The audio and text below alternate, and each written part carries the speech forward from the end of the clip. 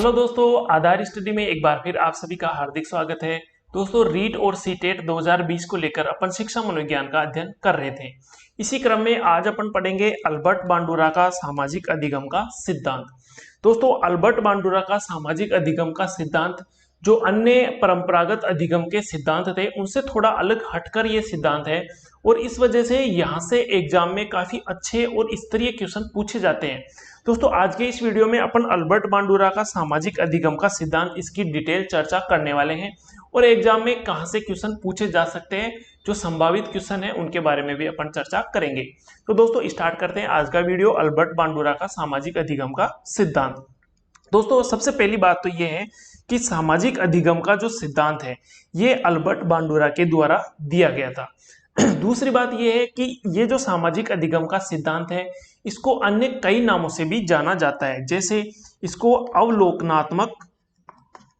अवलोकन का सिद्धांत या अवलोकनात्मक अधिगम का सिद्धांत भी इसको बोला जाता है। इसके अलावा इसको अनुकरण का सिद्धांत, अवलोकनात्मक अधिगम का सिद्धांत, अनुकरण का सिद्धांत या इसको निर्देशन का सिद्धांत भी बोला जाता है। तो ये इसके कुछ उपनाम हैं, वो आपको ध्यान में रखने हैं। सामाजिक अधिगम का सिद्धांत, अवलोकन का सिद्धांत, अनुकरण का सिद्धांत, और ये सिद्धांत दिया था अल्बर्ट बांडुरा के द्वारा।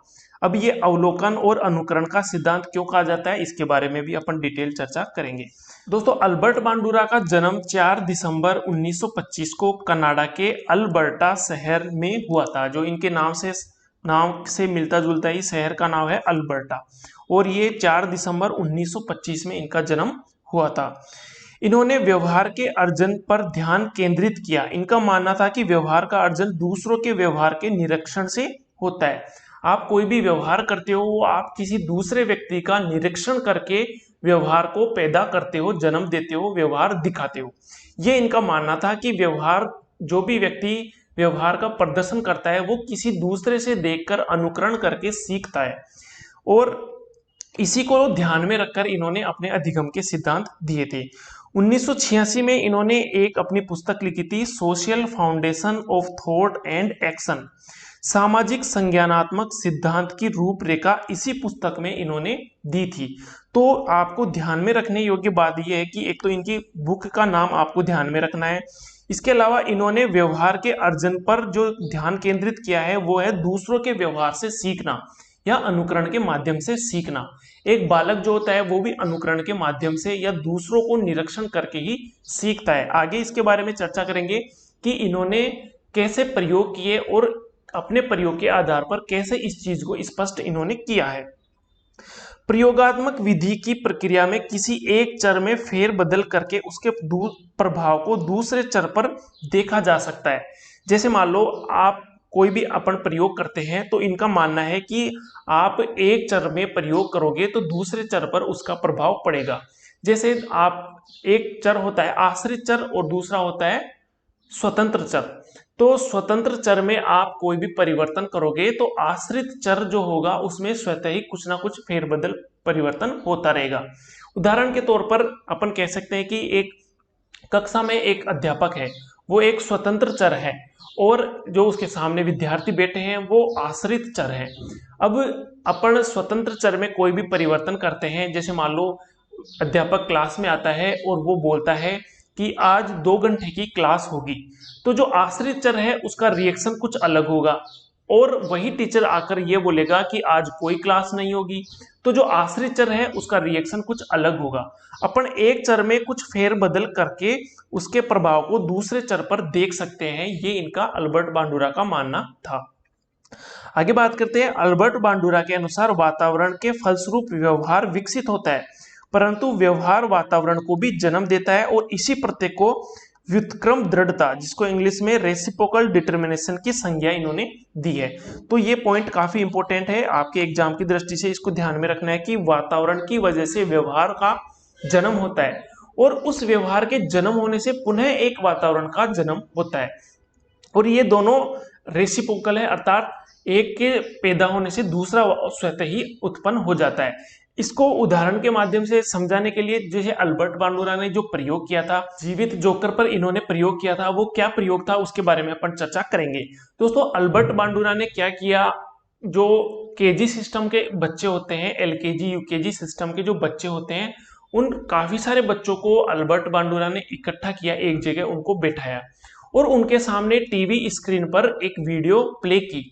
वीडियो में बच्चों को दिखाया गया कि एक जो डोल आती है जिसके नीचे रेत भरी हुई होती है, आपने मेले वगैरह में कहीं पर भी देखा होगा, एक बड़ी सी डोल आती है और उसके नीचे मिट्टी भरी हुई होती है, जिसकी वजह से वो गिरती नहीं है, पुनः वापस खड़ी हो जाती है। वो डोल, वो खिलौना आप सबने देखा होगा। तो जो अल्बर्ट बांडुरा थे उन्होंने क्या किया, काफी सारे बच्चों को बिठाया और एक वीडियो स्क्रीन पर वो ऐसी डोल दिखाई उनको, और उस डोल के साथ काफी सारे बच्चे खेल रहे थे, उस डोल को गिराने का प्रयास कर रहे थे, उस डोल को इधर उधर मार रहे थे, उछल कूद कर रहे थे, काफी शोरगुल कर रहे थे, चिल्ला रहे थे। काफी मनोरंजन का माहौल बच्चों ने उस समय उस वीडियो क्लिप में बना रखा था और उस क्लिप को देख रहे थे सामने बैठे हुए बच्चे। अब जो बच्चे उनको देख रहे थे उनमें चर्चा होने लगी कि मैं अगर वहां होता तो इस डोल को ऐसे गिराता, ऐसे मारता, ऐसे पटकता। धीरे धीरे जो बच्चे थे जो देख रहे थे वो भी उछलने लगे, खेलने लगे, चिल्लाने लगे, जैसा व्यवहार वो कर रहे थे वैसा ही व्यवहार वो करने लगे। तो अल्बर्ट बांडुरा ने क्या किया, वीडियो क्लिप को बंद किया और उन बच्चों को उस कमरे से निकालकर दूसरे कमरे में ले गए, जहां पर वास्तव में रियल में वही बेबी डॉल, वही खिलौना रखा हुआ था जो उन्होंने वीडियो क्लिप में देखा था।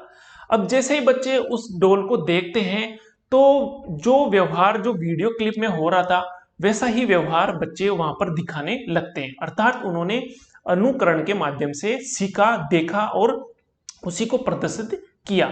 तो जो वो बच्चे थे वो जैसे ही उन्होंने वो डोल देखी, वो खिलौना देखा, सारे बच्चे एक साथ उस पर कूद पड़े, उसको मारने के लिए, उसको गिराने के लिए।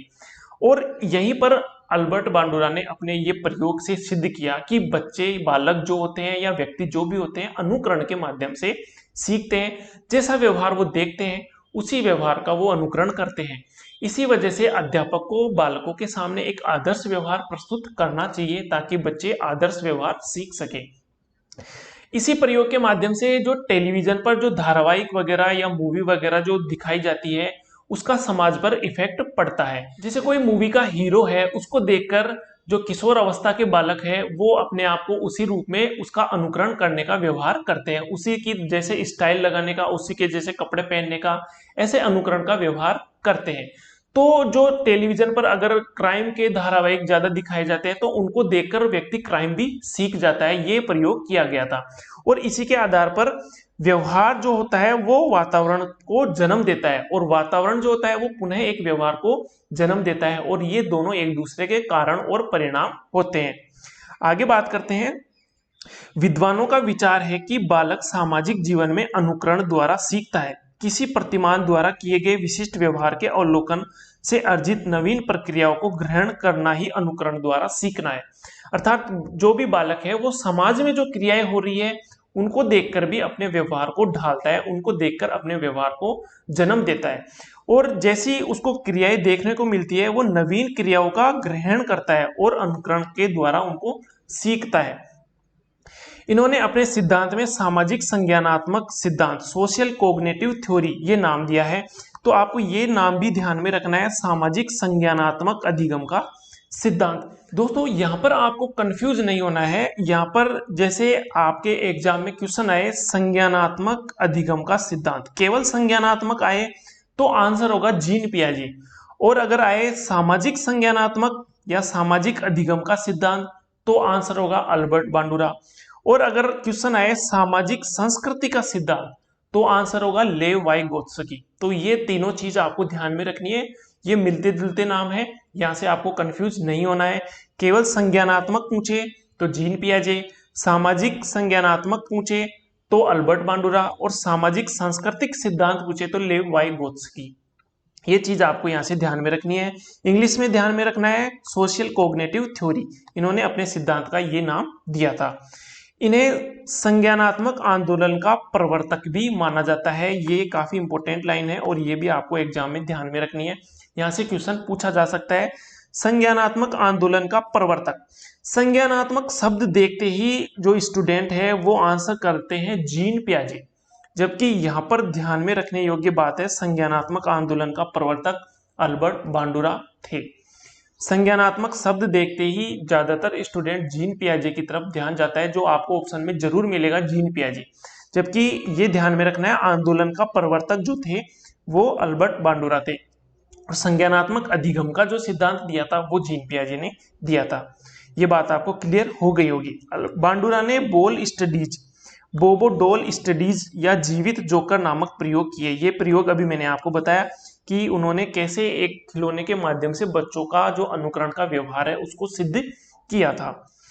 इन प्रयोगों द्वारा बांडुरा ने प्रतिरूपण प्रक्रिया के पदों को निम्न प्रकार स्थापित किया। कैसे स्थापित किया वो देखते हैं। अवधान, जिसको इंग्लिश में बोलते हैं अटेंशन, अर्थात आपने प्रयोग में देखा होगा जो बालक जो है वो किसी वीडियो को देखते हैं तो देखते समय वो अटेंशन है, किसी भी व्यवहार को वो निरीक्षण करते हैं, निरीक्षण करके उसको देख रहे हैं, तो उस समय सबसे पहली जो स्टेप होती है अटेंशन, अवधान की, अर्थात वो उसको देख रहे हैं। उसके बाद होता है धारण, जिसको बोलते हैं रिटेंशन, अर्थात जैसा व्यवहार उन्होंने देखा उस व्यवहार को उन्होंने अपने ऊपर धारण कर लिया, वैसा ही वो अनुकरण करने के लिए तैयार है, उन्होंने धारण कर लिया, उसको बोलते हैं रिटेंशन। इसके बाद है पुनः प्रस्तुतिकरण, रिप्रोडक्शन। जैसा व्यवहार उन्होंने अटेंशन के माध्यम से देखा और रिटेंशन के माध्यम से धारण किया, उसी का वो रिप्रोडक्शन पुनः प्रस्तुतिकरण करते हैं। वैसा ही व्यवहार वो जब उनके सामने वास्तव में वो डोल आई, वास्तव में वो जो खिलौना था वो उनके सामने आया, तो वीडियो में जैसा अटेंशन किया, जैसा उन्होंने धारण किया, उसका रिप्रोडक्शन कर दिया, वैसा ही उन्होंने प्रस्तुतिकरण कर दिया। और इसके माध्यम से होता है पुनर्बलन, मोटिवेशन। जैसा क्रिया उन्होंने देखकर वैसी ही क्रिया वो कर रहे हैं, उससे उनको मिलती है मोटिवेशन, उसको मिलता है अभिप्रेरणा। तो ये इसके 4 स्टेप हैं। ये चारों स्टेप आपको इसी क्रम में ध्यान में रखने हैं। आपको इनका क्रम एग्जाम में पूछा जा सकता है कि बांडुरा के प्रयोग के प्रतिरूपण प्रक्रिया के जो पद है वो क्रम वाइज व्यवस्थित कीजिए। तो ये काफी इंपॉर्टेंट क्वेश्चन आपसे यहाँ से पूछा जा सकता है। सबसे पहले अवधान, जिसको बोलते हैं अटेंशन, उसके बाद है धारण, जिसको बोलते हैं रिटेंशन, उसके बाद है पुनः प्रस्तुतिकरण, रिप्रोडक्शन, और उसके बाद है पुनर्बलन, अभिप्रेरणा या मोटिवेशन। तो ये चारों चीज आपको ध्यान में रखनी है। इसके बाद बात करते हैं सामाजिक अधिगम के सिद्धांत में व्यक्ति अपने आप को निम्न क्रियाओं द्वारा संतुलित करता है। यह है स्वनियंत्रण, अर्थात सेल्फ रेगुलेशन, खुद को नियंत्रण करना। किसी भी व्यवहार को देखकर बालक या व्यक्ति खुद को नियंत्रित करता है, उस व्यवहार को देखकर नवीन क्रिया अर्जित करके। उसके बाद स्वयं निरीक्षण करता है, सेल्फ ऑब्जर्वेशन करता है। उसके बाद विवेकपूर्ण निर्णय, अर्थात जजमेंट करता है कि वो जो व्यवहार है उसको धारण किया जा सकता है या नहीं। स्व अनुक्रिया, सेल्फ रेस्पॉन्स, उस व्यवहार के प्रति व्यक्ति रेस्पॉन्स देता है। स्व निर्देशन, वो जो व्यवहार जैसा किया गया उसका निर्देशन करता है, सेल्फ इंस्ट्रक्शन करता है कि मेरे को भी वैसा ही व्यवहार करना है, प्रदर्शित करना है। स्व पुनर्बलन, और उसके बाद उसको वैसा व्यवहार करने से एक आत्म शांति मिलती है, एक पुनर्बलन मिलता है, एक अभिप्रेरणा मिलती है। सेल्फ रीइंफोर्समेंट जिसको बोला जाता है। तो ये अधिगम सिद्धांत में व्यक्ति अपने आप को निम्न क्रियाओं द्वारा संतुलित करता है। ये सब आपको ध्यान में रखने हैं। 3 क्रियाएं हैं, स्व नियंत्रण जिसके सब पॉइंट है स्व निरीक्षण, विवेकपूर्ण निर्णय, स्व अनुक्रिया, और दूसरा है स्व निर्देशन, स्व पुनर्बलन। स्वयं के द्वारा की गई ये तीनों क्रियाएं हैं, ये आपको ध्यान में रखनी है। इसके बाद बात करते हैं शैक्षणिक महत्व। इस जो अधिगम का सिद्धांत है अल्बर्ट बांडुरा का सामाजिक अधिगम का सिद्धांत या सामाजिक संज्ञानात्मक अधिगम का सिद्धांत, इसके क्या शैक्षणिक महत्व है वो देखते हैं। शिक्षक छात्रों के व्यक्तित्व निर्माण के लिए उनके सामने आदर्श व्यवहार वाले प्रतिमान प्रस्तुत करने चाहिए। शिक्षक जैसा व्यवहार प्रस्तुत करेगा बालक के सामने, बालक उसका निरीक्षण करके उसका धारण वैसा ही करेगा और वैसा ही पुनः प्रस्तुतिकरण करता है। तो शिक्षक को ये बात बिल्कुल ध्यान में रखनी चाहिए कि उसके सामने आदर्श व्यवहार प्रस्तुत करे, उसको ऐसे शब्द या उसको ऐसी घृणा की नजर से ना देखे जिसकी वजह से उसके मन में कोई कुंठा पैदा हो जाए, जो आगे जाकर उसके मानसिक विकास को प्रभावित करती है। शिक्षक छात्र के सामने अन्य व्यक्तियों की सफलता का दिखाकर, अन्य व्यक्तियों की सफलताओं का उदाहरण देकर स्वयं के अनुभव द्वारा विद्यार्थी को स्व प्रभावशीलता का विकास कर सकते हैं। दोस्तों, आपने जो विद्यालय है उनमें देखा होगा कि ऑफिस वगैरह में भगत सिंह, चंद्रशेखर आजाद, महात्मा गांधी या अन्य जो भी स्वतंत्रता सेनानी है या जो बड़े वैज्ञानिक हैं जैसे एपीजे अब्दुल कलाम, इन सब की फोटो आपने कार्यालय वगैरह या क्लासरूम वगैरह में लगी हुई देखी होगी। तो वो जो फोटो है वो लगाने का उद्देश्य ये है कि व्यक्ति उन व्यक्तियों की सफलताओं को देखकर वैसा ही व्यवहार करने की कोशिश करे, वैसा ही व्यवहार प्रदर्शित करने का मोटिवेशन उनमें बना रहे। इस वजह से जो बालक होते हैं वो एक अध्यापक को भी जो सक्सेसफुल व्यक्ति है उनका उदाहरण क्लासरूम में देना चाहिए। व्यवहार का स्वनियंत्रण विधि द्वारा प्रस्तुत कर सकते हैं। तो दोस्तों आज के वीडियो में बस इतना ही। वीडियो आपको कैसा लगा कमेंट करके जरूर मेरे को बताइएगा, और आपको कोई सुझाव देना है तो वो भी कमेंट के माध्यम से दे सकते हैं। वीडियो अगर पसंद आए तो वीडियो को लाइक जरूर कीजिएगा और अपने दोस्तों में भी शेयर जरूर कीजिएगा। आगे आने वाला जो वीडियो है उसमें अपन जीन पियाजे का संज्ञानात्मक विकास का सिद्धांत के बारे में अध्ययन करेंगे। तब तक के लिए धन्यवाद।